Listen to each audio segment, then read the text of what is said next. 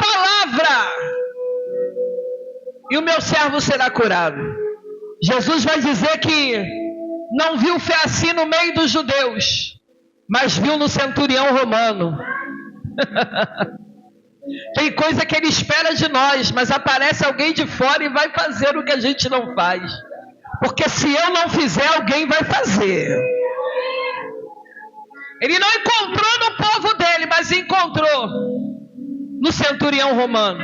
E ele vai dizer, pode ir, avisa para ele que o servo está curado.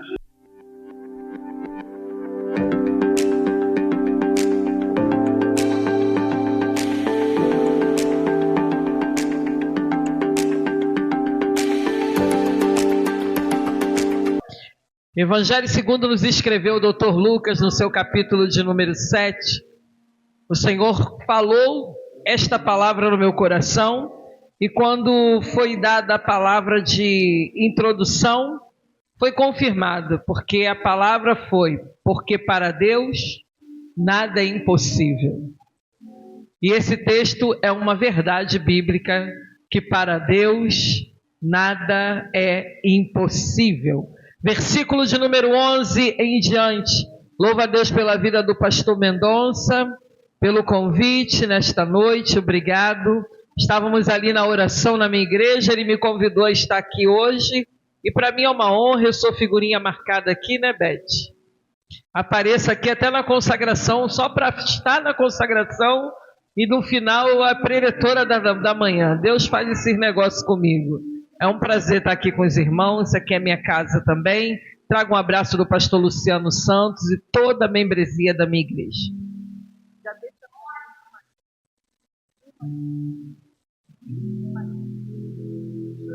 Diz assim o texto sagrado, eu faço menção da King James atualizada. No dia seguinte partiu Jesus para uma cidade chamada Naim. Qual o nome da cidade? O nome da cidade, tem muita gente aqui. Qual o nome da cidade? Ah, agora vocês chegaram. E com ele caminhavam seus discípulos e uma grande multidão. Ao se aproximar da porta da cidade, estava saindo o enterro do filho único de uma viúva. E grande multidão da cidade a acompanhava. Ao observá-la, o Senhor se compadeceu dela e a encorajou. Não chores. Diga para alguém do seu lado, diz, não chores. Diga para ele e para ela, não chores. No mesmo instante, o jovem que estivera morto se pôs sentado e começou a conversar. E assim, Jesus restituiu o jovem à sua mãe e você senta glorificando o nome do Senhor nesse lugar. Curva sua cabeça por um minuto. Senhor, eu creio na tua palavra. E creio que é uma verdade. Mas, unindo a minha voz de oração com a da tua filha, eu faço o convite, que faço sempre, todas as vezes que a menciono. Eu convido agora, autor desta palavra. Não importa quantas vezes eu ministro esse texto, eu sempre vou depender da tua revelação. Então, autor desta palavra, Espírito Santo, ministra comigo mais uma vez nessa noite. Pois se tu falar à igreja, algo de extraordinário vai acontecer nesse lugar. Amém? Só quem crê, glorifica Ele.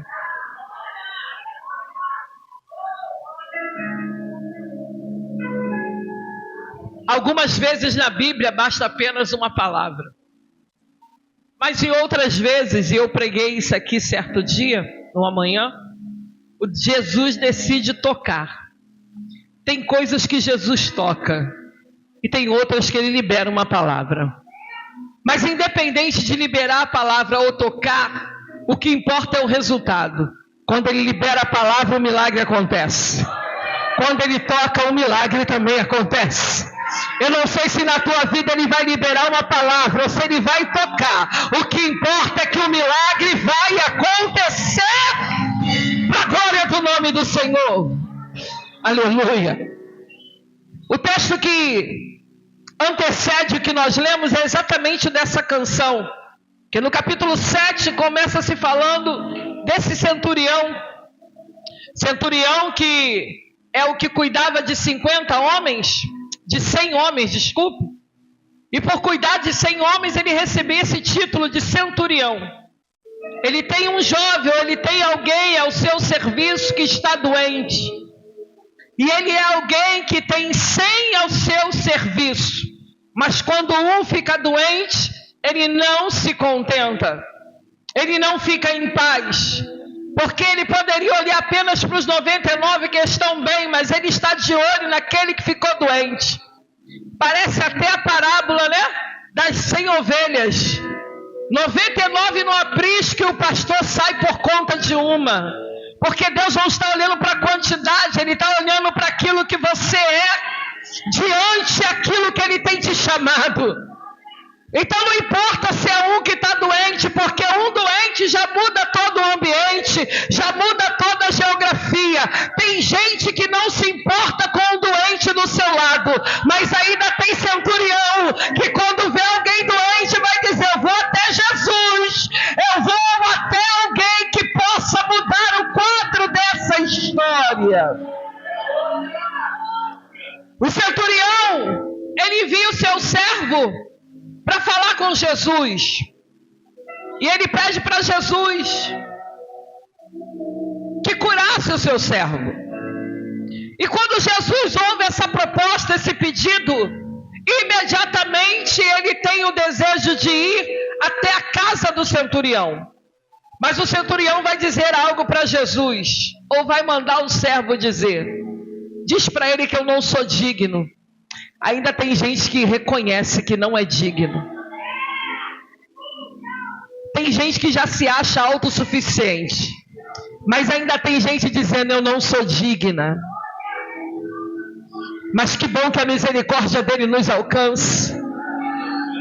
Porque ela é a razão de nós não sermos consumidos. Ninguém está aqui nessa noite porque é super crente ou porque é muito bom.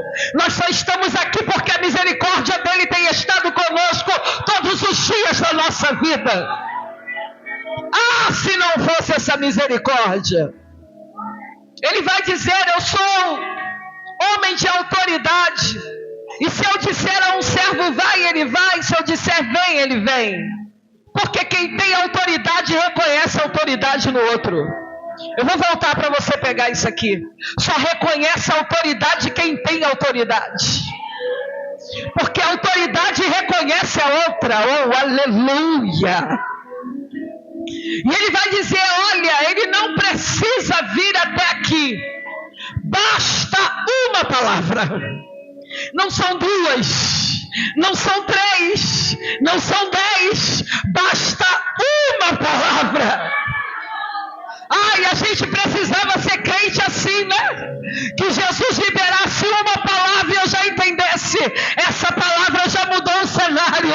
Essa palavra já mudou o quadro. Essa palavra já reverteu a sentença. Prazer te ver aqui, Tuane. Deus te abençoe. Basta uma palavra e o meu servo será curado. Jesus vai dizer que não viu fé assim no meio dos judeus, mas viu no centurião romano. Tem coisa que ele espera de nós, mas aparece alguém de fora e vai fazer o que a gente não faz. Porque se eu não fizer, alguém vai fazer. Ele não encontrou no povo dele, mas encontrou no centurião romano. E ele vai dizer, pode ir. Avisa para ele que o servo está curado. E para a glória de Deus, o homem estava curado. Você pode adorar o Senhor por isso. Jesus termina o seu trabalho em Cafarnaum. E agora ele vai descansar, porque ele estava como homem na terra. Lucas está narrando sobre o homem Jesus.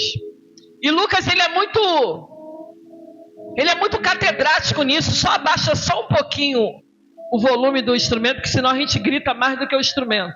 É natural. Se o instrumento subir, a gente sobe junto. Só que aí eu só tenho voz para hoje, não posso. Eu preciso dessa voz por mais alguns dias. É só abaixar um pouquinho. E agora, ele Foi descansar porque ele era homem. Lucas, ele é muito catedrático, porque Lucas, ele vai falar do Jesus homem. Isso é lindo, tá? Porque algumas características, alguns sentimentos que serão revelados em Lucas, vai mostrar a humanidade de Jesus. E esse texto é claro sobre isso. O texto que lemos. Lucas agora está dizendo que Jesus terminou o seu trabalho em Cafarnaum e ele foi descansar. No dia seguinte, então eu entendo que passou uma noite. O versículo começa dizendo no dia seguinte, porque Jesus foi dormir, mas ele foi dormir com propósito. Eu vou voltar para você pegar.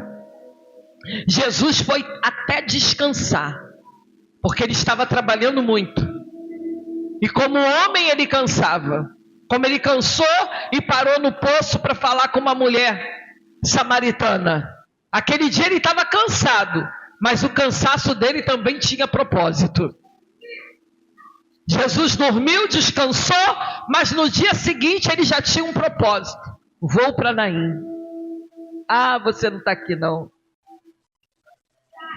Jesus acorda, se levanta com um propósito. Vou para Naim. Eu não sei quem está aqui nesse culto, mas deve ter algumas pessoas. Você não sabe não, ele pode estar com o propósito de ir na sua Naim nessa noite. Ele pode estar com vontade de ir até a tua Naim nessa noite. Jesus agora vai fazer uma viagem. Uma viagem a qual ele não foi solicitado para ela. Isso aqui é lindo, tá? Jesus vai fazer uma viagem que ninguém chamou ele para fazer. Ah, se você tivesse aqui. Ninguém fez campanha de oração. Ninguém subiu ao monte pedindo: Jesus, vem em Naim. Jesus levanta com uma decisão: eu vou em Naim. Porque existem lugares que eu não vou chamar, mas ele vai decidir pisar. Existem questões que eu não vou apresentar, mas Jesus vai decidir resolver para mim. Quem está aqui? Eu vou até Naim. Ninguém me convidou, mas eu vou. Ninguém me chamou, pastor, mas hoje eu estou indo para Naim. Agora, pasme os senhores. Naim era uma cidade alta. Era um lugar como se fosse mais ou menos o Monte Horebe. Era uma subida. Só que não era uma subida de 30 minutos. Era uma subida de 10 horas. Quem está aqui? É Jesus não sendo convidado para Naim, mas decidiu subir um monte. 10 horas de caminhada, porque ele precisava estar em Naim. Ah, se você tivesse nesse culto, tu já estava entendendo. Jesus não está olhando para a dificuldade do achou, meu Deus. Ele não está olhando para a dificuldade do percurso, do caminho. É alto, é sublime, não tem problema. Eu tenho um propósito, tenho que chegar a Naim. Jesus está subindo com seus discípulos. 10 horas de caminhada. Isso podia dar de 1 a 2 dias, dependendo. Tem gente que vai andar 10 horas direto. Tem gente que vai andar um certo tempo, vai parar, vai acordar no dia seguinte e continuar a caminhada. O que importa é que ele vai chegar na hora certa. Talvez para você essa hora não era certa, mas para ele era. Porque com a filha de Jairo ele encontrou ela dentro de casa ainda. É o Deus, e isso não é uma coisa minha, é uma coisa dos pregadores. É um Deus que chama, que chega antes do cortejo. É o Deus do antes. A menina morreu em casa, nem de casa saiu, ele chegou para ressuscitar. Mas tem um Deus que chega durante. Quem está aqui? Esse é o Deus do Lucas capítulo 7. Mas só para você entender, ele também chega depois do sepultamento. Ele chega lá com 4 dias do Lázaro morto e grita: Lázaro, sai para fora! E o Lázaro ressuscita! Irmãos, subindo com um propósito. Estou indo para Naim, mas ninguém me chamou, não tem problema, eu vou. Porque há gritos que você não grita, mas estão na tua alma. Há gemidos que ninguém viu, mas eles estão aí, o céu já encontrou. Porque o texto vai dizer que enquanto Jesus está subindo, tem uma mulher saindo de casa. Levando para um sepultamento o seu único filho. E para ficar mais difícil, essa mulher é uma viúva. Ou seja, a única fonte, única esperança dessa mulher ainda era esse filho, que agora morreu. Naim só tem uma porta à cidade. Não tem duas portas para saída, nem para entrada. Uma única porta. Isso faz eu entender que essa mulher está fazendo o mesmo processo pela segunda vez. Ela está vivendo a mesma dor pela segunda vez.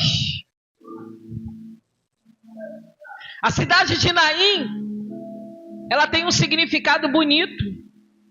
Ela significa lugar de aconchego, aldeia da consolação. Não tinha consolo nenhum para aquela mulher nesse momento. É você estar no lugar do consolo e você está inconsolável. É você estar no lugar do aconchego e você está se sentindo abandonada. É todo mundo dizer é um lugar bom para se viver, mas para mim nesse momento é um lugar de tristeza, de dor. Mas eu preciso entender, Naim já tem uma identidade. A identidade de Naim não vai mudar por causa da guerra que eu estou vivendo. Naim continua sendo a mesma, independente da guerra, da luta, do choro, do gemido. Eu não sei se você está aqui, mas a Naim está presente aqui, espiritual. Ela não mudou. É lugar de consolo, é lugar de... Oh, meu Deus! É lugar de vitória!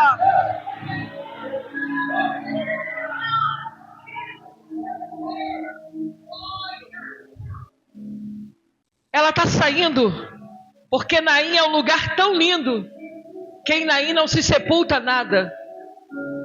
Eu não disse que não morre. Pode morrer, mas não se sepulta. Posso liberar? Aqui não é lugar de enterro. Eu estou falando no mundo espiritual. Aqui não é lugar de enterro. Algumas coisas até morrem, mas tem que sair daqui para enterrar. Tem gente querendo sepultar em Naim. Naim não é lugar de sepultamento. Aqui ninguém joga terra em cima. Aqui ninguém coloca pá. Não, não. Aqui não é lugar de...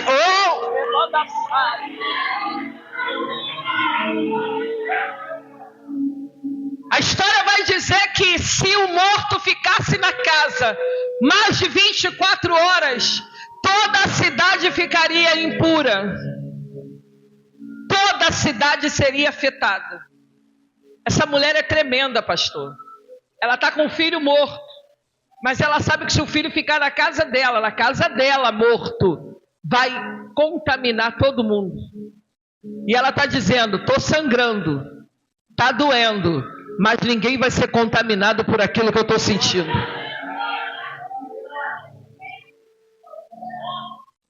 Porque tem gente que não pode sentir uma dor que contamina o outro. É só sentir dor que já está contaminando quem está do lado. Ela está dizendo, eu estou sangrando, eu estou morrendo por dentro, mas ninguém vai ser contaminado pela morte que eu estou vivendo. Ah, quem pode adorar? Tenho que tirar de Naim. Perceba, uma das vertentes para isso. Quando a gente sepulta aqui no Brasil, normalmente o que vai na frente é o corpo, não é isso? E o cortejo vai atrás do corpo. E normalmente os parentes mais próximos ficam atrás do caixão, não é assim? Alguns seguram até o caixão, mas normalmente ficam atrás. Nessa geografia diferente, o dono do corpo fica na frente. Quem está aqui?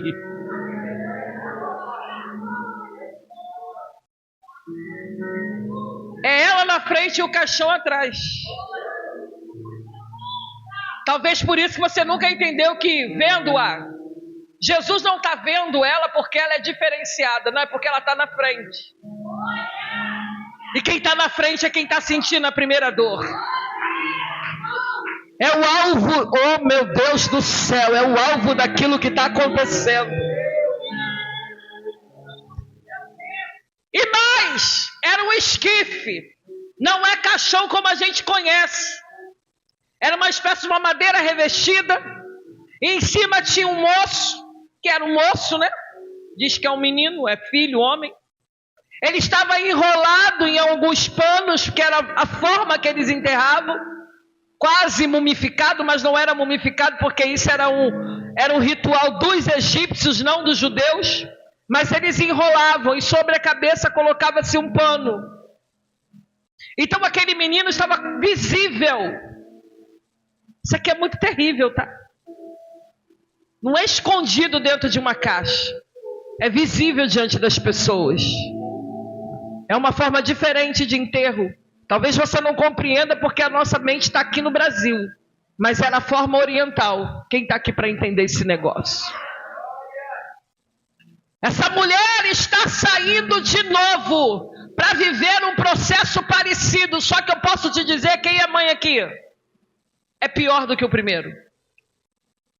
Eu não sei o que acontece entre mãe e filho, mas Deus faz um negócio que a gente fica tão próximo que nem a gente consegue explicar que sentimento é esse. Não dá para explicar. Então o que ela está sentindo agora é pior do que o primeiro. Mas perceba, na primeira vez ela levou o marido. Ela levou quem? Saiu de Naim, tirou o morto de lá e foi para fora de Naim para enterrar. Essa aqui não voltou, porque há perdas que não serão recompensadas.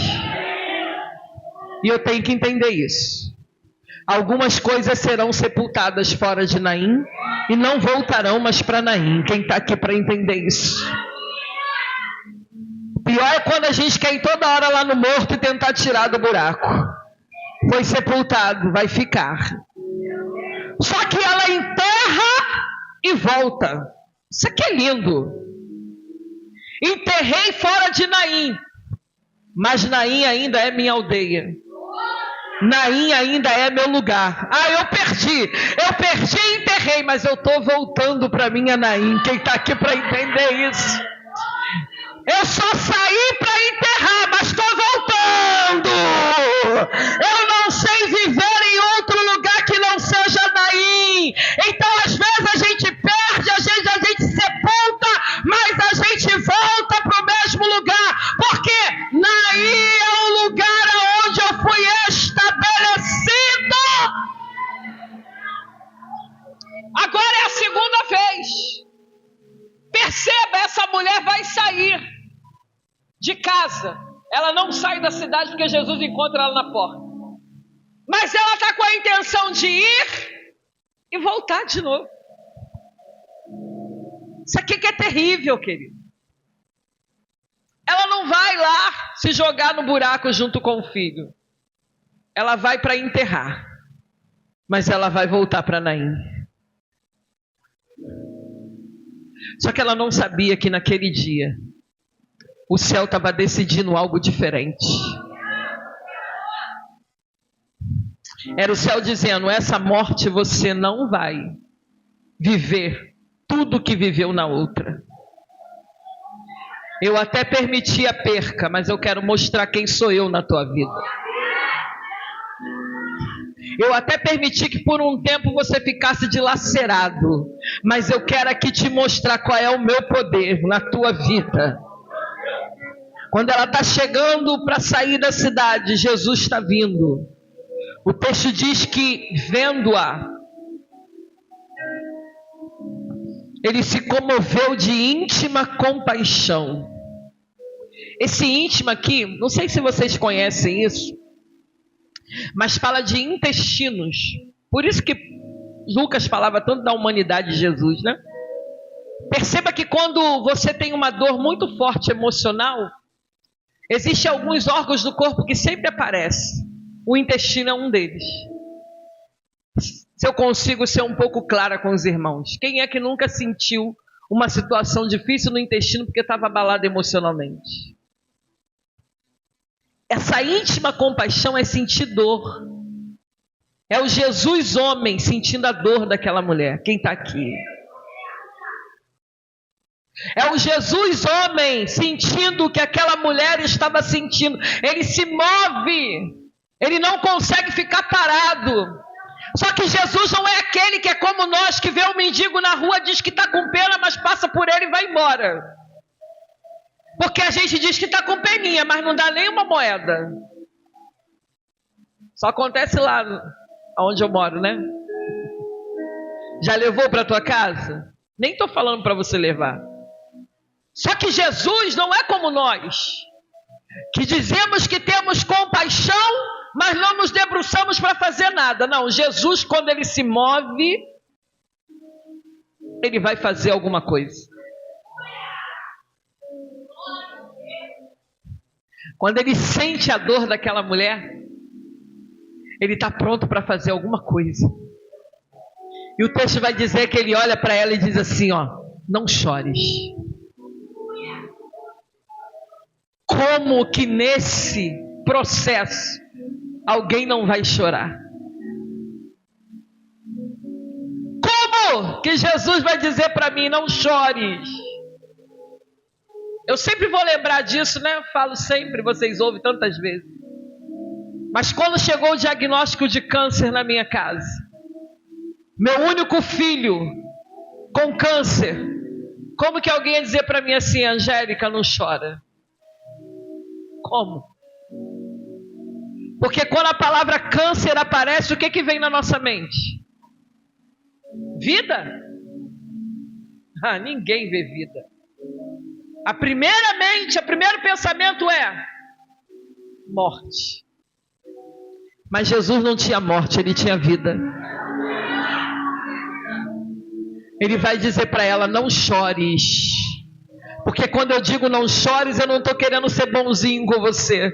Eu não estou querendo ser legal, nem mandando você engolir o choro. Quando eu estou dizendo não chores, é porque eu saí de Cafarnaum, andei 10 horas com o propósito. Eu subi a colina para chegar aqui e fazer algo que você não esperava, mas que já estava no meu coração. Essa mulher não pediu, essa mulher não orou, essa mulher não percebeu, mas o céu se compadeceu dela.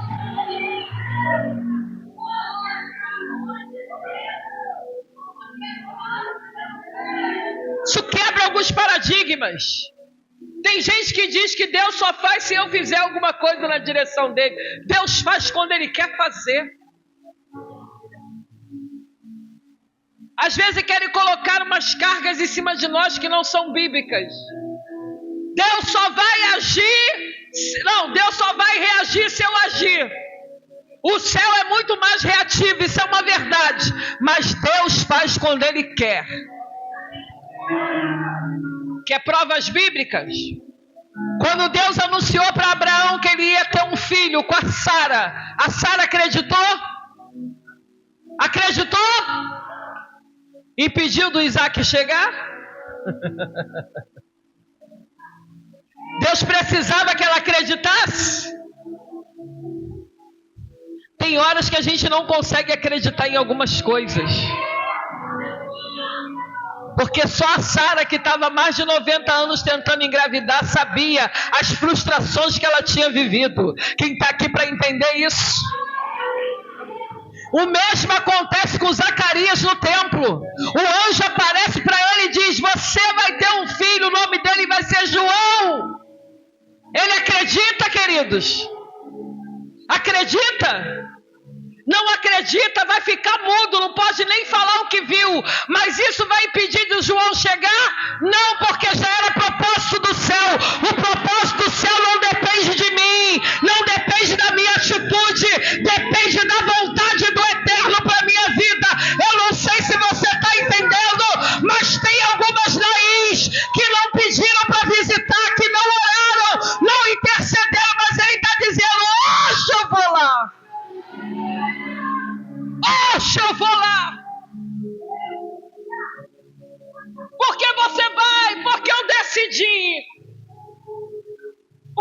vai enterrar de novo.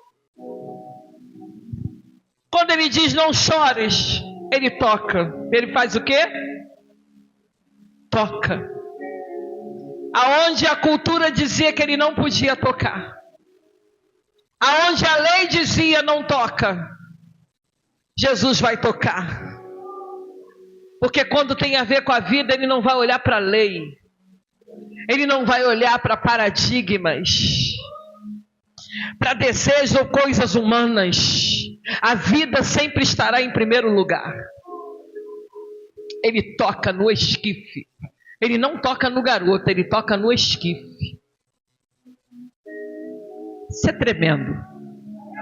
E o texto diz que quando ele toca, o cortejo para. Eu não sei o que teve naquele toque. Porque o toque não fez o menino logo levantar. O cortejo é que parou quando ele tocou. Provavelmente estão olhando, um judeu está tocando no esquife. Ele não pode fazer isso. Mas o toque parou todo mundo. Tem horas que Deus para todo mundo. Ah, você não está aqui não, senão tu já tinha dado glória. Tem horas que o céu para todo mundo. Quem estava seguindo a tua derrota, quem estava seguindo o teu fracasso, Deus está parando todo mundo. E Ele para com um propósito. O que era frustração, o que era fracasso, agora é milagre. O que era fracasso, era frustração, agora vai ser testemunho. Eu estou liberando para a igreja nessa noite. O texto vai dizer que agora que ele toca e o cortejo para, o menino se mexe. O menino se... O texto diz que ele fica sentado. Ele não está em pé. Mas o texto está dizendo, aquele que estava morto. Coloca ali o versículo de número 15 do capítulo 7. Deixa eu ver como é que está a versão dela. Ah lá. No mesmo instante, ela está na King James, que maravilha. O jovem que estivera, significa que ele não está mais. Ele estava morto. É que tem algumas coisas que você está esperando mais sinais. Mas você precisa perceber o que Deus já está fazendo. Já não está mais da mesma maneira. Você não está entendendo, não? Estava morto, já não está mais. Ah, mas pastora, não aceitou Jesus, não veio aqui na igreja ainda. Mas entenda, já mudou de posição, já não está mais deitado. É que a gente quer ver Deus fazendo tudo junto. Pode acontecer, mas tem hora que é processual, entende? Estivera morto, se pôs sentado. Ele saiu andando? Não, ele se pôs sentado. Isso aqui é lindo, gente. Já mudou de posição. Houve um movimento. Eu quero que você olhe para a tua vida e perceba os movimentos que estão acontecendo lá. Você está vindo aqui nos cultos da consagração aos domingos, os cultos semanais, e talvez alguém está dizendo, está perdendo tempo, não está acontecendo nada, mas já mudou de posição. Já tem coisas que estavam paradas e que agora não estão mais. E ele não só mudou de posição, como ele começou a falar. O teu milagre tem voz. Eu liberei para a igreja. O teu milagre tem voz. É testemunho, é testemunho, é testemunho, é testemunho. Tu vai, oh meu Deus, tu vai contar muito assim daí para todo mundo, vai contar. E tem horas que tu não vai nem precisar falar, porque a hora que essa mulher voltou para a cidade, ela nem precisou dizer nada. O fato daquele menino estar do lado dela já mostrava, porque o testemunho tem voz. O testemunho tem voz. Você não precisa nem contar. O próprio testemunho já tem voz. Tem voz. Você não está entendendo? Você não estava com coragem de orar, né? Estava doendo tanto que você falou, não vou nem pedir a Deus, que não tem jeito. O céu está dizendo, não precisa pedir, Ele está entrando hoje. O céu manda te dizer que Ele está entrando hoje. Naquela oração que você não fez. Naquilo que está lá dentro daquela gaveta guardado tanto tempo. O céu está entrando nessa depressão, Ele está entrando nessa frustração, Ele está entrando nessa família, nesse diagnóstico. O céu está entrando nessa